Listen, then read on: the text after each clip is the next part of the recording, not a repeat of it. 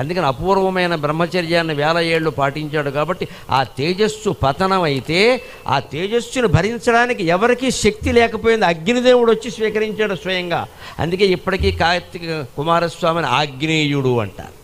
ఆయన జన్మకి అగ్ని ఒక కారణం. శివ తేజస్సును కొంత పట్టుకుని ధరించాడు. ఆయన భరించలేక ఒళ్ళంతా కాలిపోతుంటే గంగా నదిలో వదిలేశాడు. అందుకే కుమారస్వామిని గాంగేయుడు అంటారు. గంగానది కూడా భరించలేక ఆ నది ఒడ్డున ఉండే రెల్లుగడ్డి బాగా పెరిగిన చోటు చూసి, రెల్లు దుబ్బులు ఉన్న చోట చూసి అక్కడ వదిలేసింది ఆ తేజస్సుని. ఆ రెల్లుగడ్డి నుంచి పుట్టాడు కుమారస్వామి. రెల్లుగడ్డిని సంస్కృతంలో శరవణములు అంటారు. అందుకే శరవణ భవ శరవణ భవ శరవణ భవ అంటారు కుమారస్వామి.